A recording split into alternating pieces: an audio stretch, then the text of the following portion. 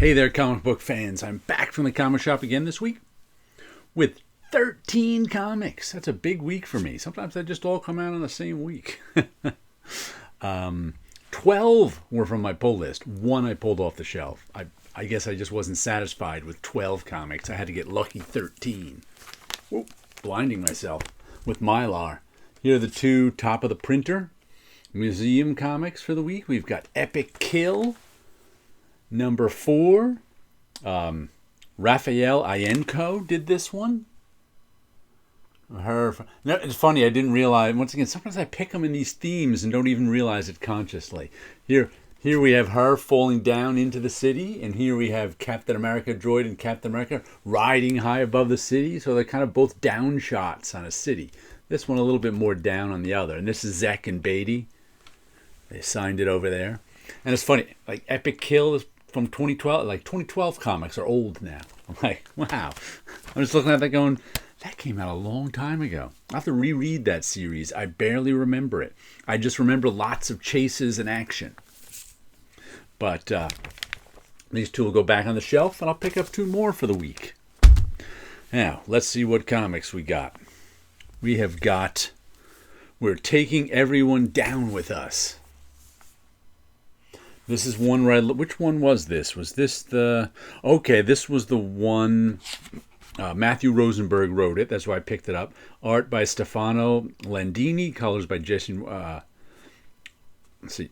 Writing, Matthew Rosenberg. Art, Stefano Landini. Colors, Jason Wordie. Letters, Hassan Atsmain Elhau. They did this in this weird block.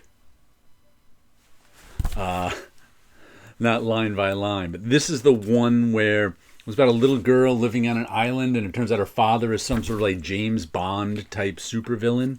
So now the world's coming after him. They, finally found out where he is. So like, super spies are after him, and he's the like Bond villain trying to fight them off. And he's got like I think they're like a 12-year-old daughter. She's one of the main characters.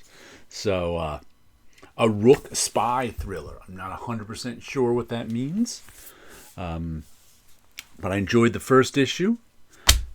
So we'll get with that. Oh, then we get the latest issue of Snot Girl, issue number 20. This is the one by Brian Lee O'Malley and Leslie Hung about a fashion blogger and the mysteries that surround her. Right now they're into some Eyes Wide Shut territory where they ended up at this weird sex party thing. So we'll see where this story goes. But this is why I think it... Like 5 years ago, they stopped having issues. Then with issue 16, a new story arc came out. So I was like, oh, cool. I haven't seen this one in a long time. She likes them. There's a lot of melodrama in this one, too. So enjoying that one. Then we've got Paul Azaceta drawn, Rick Remender written, The Seasons. Issue number 3, or issue number 4. There's a new one. New series, Paul Azaceta used to work in the Marvel bullpen with me back in the early 2000s. This one, I guess the carnival's in town for this one. It's the story of these 4 sisters, all named seasons for the seasons: winter, spring, summer, autumn, or fall. I can't remember which one she's named, but. In the first issue, there was this dramatic... the lead character is the youngest of them. I think she's about 12 or 13. And she got some note that this evil carnival was coming to give him hell. So there's the evil carnival guy. And their parents have been missing for years and years. Their parents were adventurers and went off and are missing. Then we have the latest... I haven't seen an issue of this in a little while. The Goon, Them That Don't Stay Dead, part 4 of 4. So I guess this one's wrapping up. Eric Powell and The Goon, always beautifully drawn and written. Eric Powell is an excellent storyteller. And The Goon is sort of this like 1930s Depression era horror tale. It's like takes place in its own world. Like... The Goon is just this big, strong guy, and there's lots of monsters in the town. There's zombies and vampire and werewolves, and the people can be a little monstrous too. But always a good story. with Eric Powell. Then we got Stephanie Phillips, Flaviano, Enrico Renzi giving us Grimm all the way up to issue 22. Nice cover there. This one is about Grim Reapers. There's our main character, who they're just Grim Reapers. They go around. That's how it started. And since then, it's gone on and on. From there, all sorts of things have happened. Death has died, and she was supposed to take over for Death and didn't. So then there was no Death, and we got individual issues on individual characters. There was like three or four Grim Reapers who were the main characters.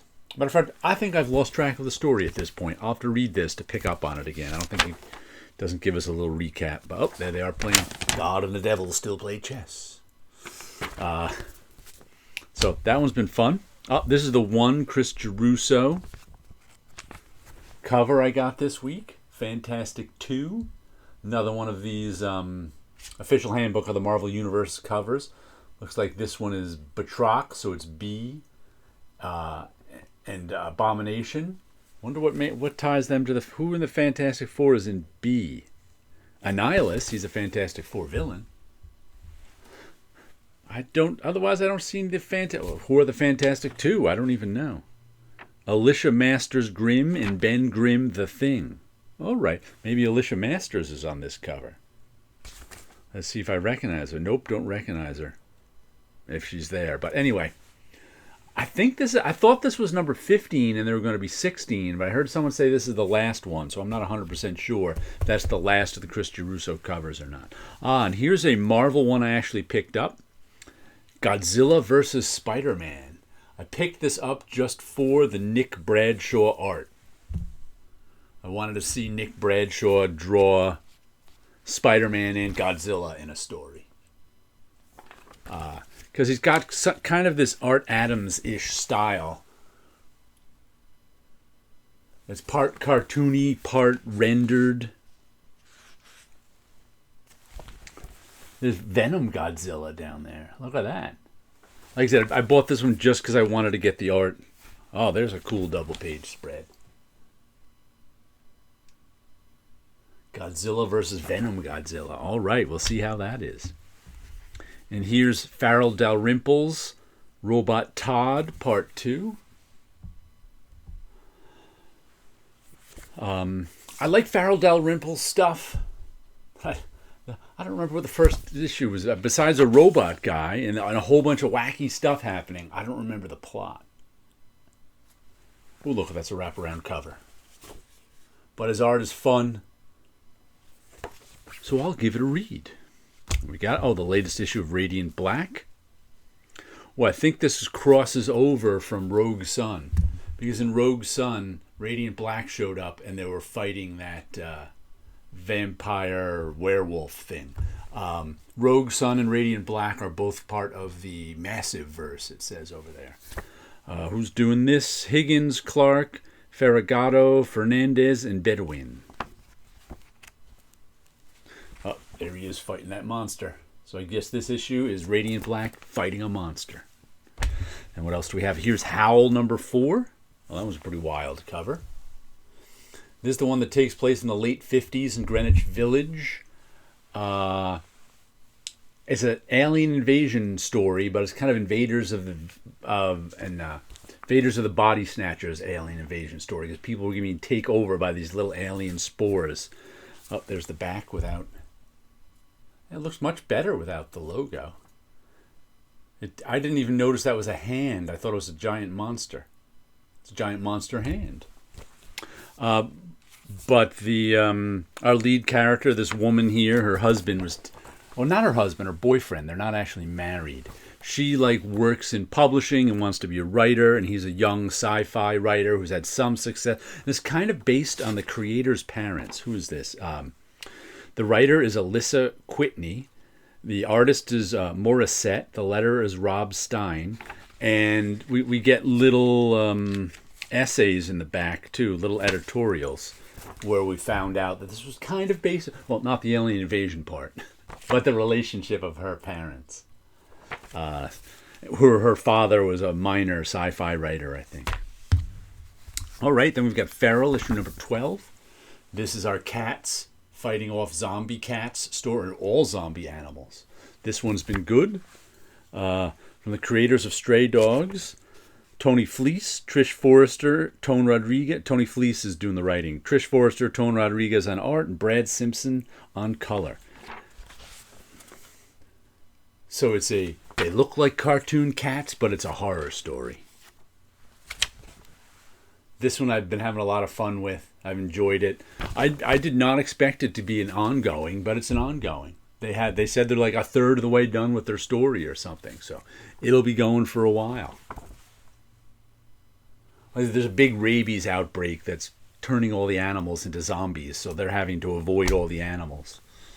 What do we got here? Bitter Root, 2 of 5. Bitter Root, the next movement. I'm enjoying this. This one, the first Bitter Root series took place in the 20s. This one takes place in the 60s. So only the couple of the characters are still around, but they got new ones. And Bitter Root is a story of this family who fights monsters. Basically, they're like, they fight monsters and racism. Because they're a black family, and like in the 20s, they faced a lot of racism as they had them travel around the country fighting these monsters. So in the early 60s, the next generation is traveling around the country fighting these monsters. But it was like in the 20s, the rest of the world found out about these monsters, and the family fought them off, and now the monsters haven't been around for a while. So not everyone's believing them that the monsters are back. So good stuff. Who is this? Creators, David F. Walker, Chuck Brown, and Sanford Green. Coloring, Matt Herms. Lettering, Hassan Otsmain El How. I think Sanford Green is the artist on this. So, good art. And here's the one I picked up off the shelf, just because I liked the cover. And I picked it up on the insides and liked that too. First giant size issue. Kurt Pyers, Luca Casalunguida, Mark Dale, and Mika Myers. I'm not 100% sure what it's about,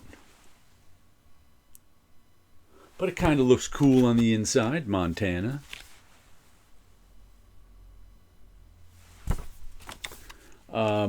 It's extra big. There's a dragon for you. I figured I'd give it a read. Why not? Let me show you a little of my stuff before we go. Oh, I finished up, instead of a Dreams of Things covers, I finished up a couple of, I finished up a Dreams of Things covers too, but I was also doing some more of my Last Night I Dreamt I Had a True Love.